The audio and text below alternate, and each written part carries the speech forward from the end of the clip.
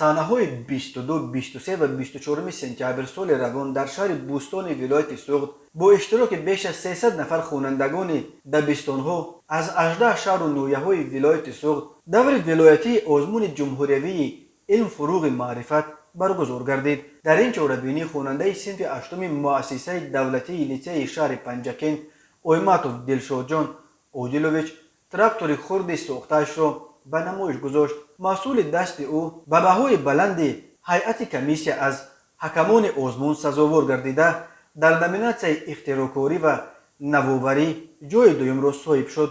آزمون جمهوری علم فروغ معرفت طبق نظامنامه از روی 7 نامیناسیون متماتیکا، فیزیکا، استرونومیا، خیمیا، بیولوژیا، گئوگرافیا، تکنولوژی اطلاعاتی، اختراعکاری و نوآوری جریان گرفت. اویماتوف دلشاد جان اودیلوویچ 25 ینوار سال 2007 در دهه کبوتسنگ جماعت دهات خلیفه حسن شهر پنجکین ولایت سوخت در اویله دهقان به دنیا آمده است.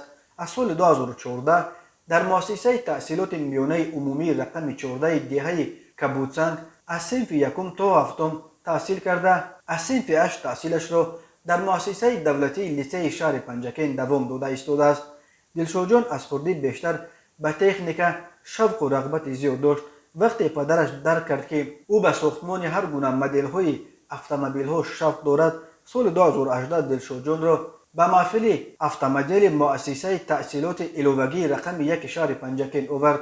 سال 2020 او همراه استادش حیدرов اکرم رهبر محفل اتومبیل و دستگیری پدرش از نقطه های آهن فروشی شهر و دیگر نقطه های فروش قسم های اتوماشین ها مواد ضروری را جمع آوری و خریداری نموده در مدت 1 سال تراکتور خرد امکوره سوخت را ساخت. برای ساختن این تراکتور خرد امکوره تقریبا 35,000 سومانی مبلغ خرج شده است.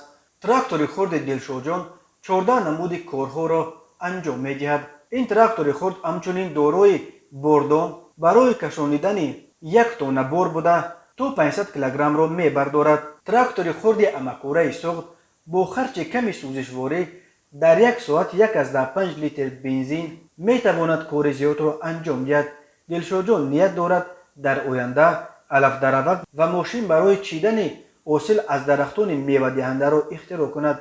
عین حال دلشاد جان میخواهد در آزمون جمهوری علم فروغ معرفت شرکت ورزیده غالبیت را به دست آورد.